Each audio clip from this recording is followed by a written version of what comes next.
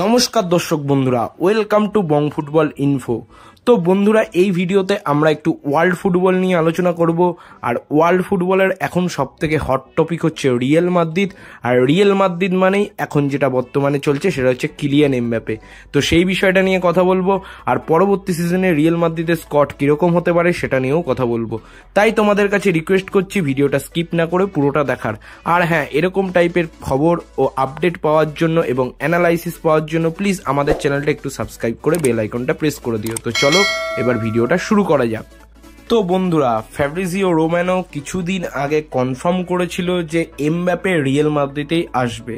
আর এখন বর্তমানে এটা অফিসিয়াল যে রিয়াল মাদ্রিদে পরবর্তী 5টা সিজনের জন্য এমবাপে খেলবে, এবং 5টা সিজনের জন্য এমবাপের সাথে রিয়াল মাদ্রিদের প্রায় 100 মিলিয়নের কন্ট্রাক্ট হয়েছে। সেই 2021 সাল থেকে রিয়াল মাদ্রিদ এমবাপের পেছনে পড়েছিল। 2021 সালে এমবাপেকে রিয়াল মাদ্রিদ প্রায় ট্রান্সফার ফি দিয়েই নিয়ে নিচ্ছিল, কিন্তু এটা 2024 Real Madrid and Mbappe Saga is finally over. সালটা ছিল 2009-10। তখন রিয়াল মাদ্রিদ ম্যানচেস্টার ইউনাইটেড থেকে সময়ের অন্যতম সেরা প্লেয়ার ক্রিস্টিয়ানো রোনাল্ডোকে সাইন করিয়েছিল। এবার 2024 ফাইনালি রিয়াল মাদ্রিদ আবার একজন ওয়ার্ল্ডের সেরা প্লেয়ারকে সাইন করাতে সক্ষম হয়েছে। ফলস্বরূপ আমরা বলতেই পারি রিয়াল মাদ্রিদ কিন্তু আবার একটা গ্যালাক্টিকোস তৈরির দিকে এগিয়ে চলেছে। এই বছর রিয়াল মাদ্রিদ চ্যাম্পিয়ন্স লিগ জিতেছে।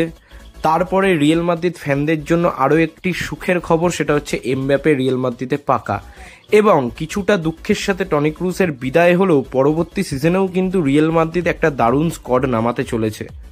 এমবাপেকে নিজেদের দলে ফেরানোর সাথে সাথে রিয়াল মাদ্রিদ ফ্যানদের জন্য আরও একটা দারুণ খবর হচ্ছে রিয়াল মাদ্রিদ বায়ার্ন মিউনিখ থেকে আলফানসো ডেভিসকে নিজেদের টিমে ফেরাতে চায়।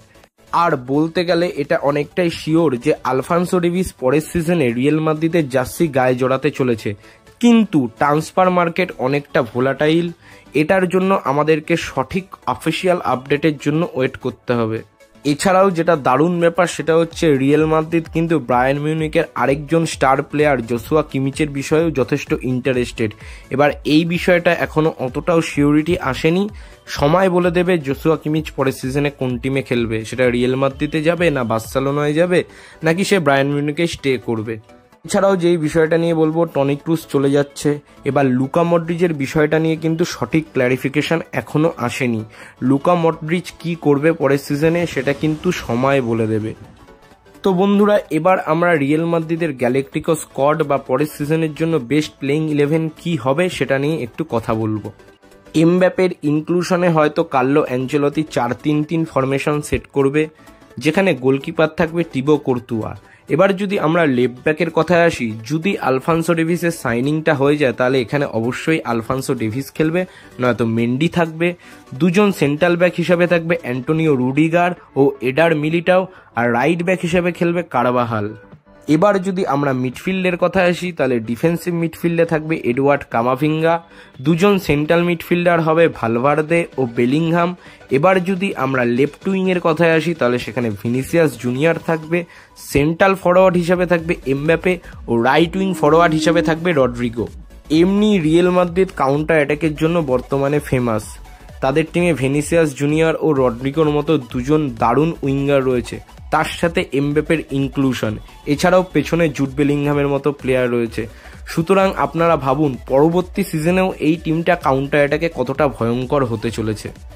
তবে এই টিমটার একটা মাইনাস পয়েন্ট হচ্ছে ভিনিসিয়াস জুনিয়র, রড্রিগো ও এমবাপে এরা কিন্তু একটা দিক দিয়েই অপারেট করে, সেটা হচ্ছে লেফট সাইড দিয়ে। এবার কার্লো অ্যাঞ্চেলতির মতো একজন এক্সপিরিয়েন্স কোচ আছে, তার উপর আমাদের ভরসা রাখতে হবে। আশা করব সে এই 3জন প্লেয়ারকে একসাথে ম্যানেজ করতে পারবে।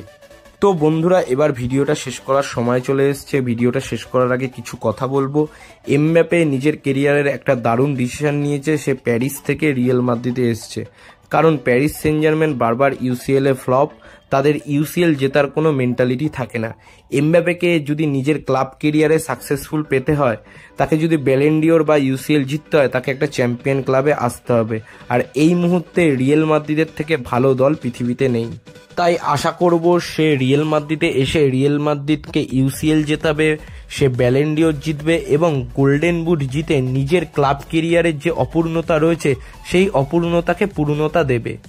আরেকটা কথা বলতেই হবে, 2008-09 থেকে 2018-19 অব্দি বার্সেলোনা একটা সেরা দল গঠন করেছিল, যার ফলে তারা প্রায় 10 বছর লা লিগা ডমিনেট করেছিল। আমার মনে হয় রিয়াল মাদ্রিদের এই টিমটাও টানা 10 বছর লা লিগা আবার ডমিনেশন করতে চলেছে, কারণ এই টিমে বেশিরভাগ প্লেয়াররাই ইয়ং প্লেয়ার এবং এদের মধ্যে দারুণ পোটেনশিয়াল রয়েছে আর এক একটা ম্যাচ উইনার রয়েছে। তো দেখা যাক আবার গ্যালাক্টিকোস তৈরি করে রিয়াল মাদ্রিদ সাকসেস পেতে পারে কিনা। তো বন্ধুরা, আজকের ভিডিওটা এখানেই শেষ করছি। ভিডিওটা ভালো লাগলে লাইক করে দাও, শেয়ার করে দাও। আর এমবাপ্পে রিয়াল মাদ্রিদে এসে কেমন খেলবে এবং এমবাপ্পের ইনক্লুশনে রিয়াল মাদ্রিদের খেলায় কি পরিবর্তন হতে চলেছে সেটা তোমরা কমেন্ট করে জানাও। আর সবশেষে একটা কথাই বলবো, দেশ ও বিদেশের ফুটবলের নানা রকম আপডেট ও অ্যানালাইসিস পাওয়ার জন্য আমাদের চ্যানেলটা সাবস্ক্রাইব করে বেল আইকনটা প্রেস করে দাও। তো আজকের মতো টাটা, বাই।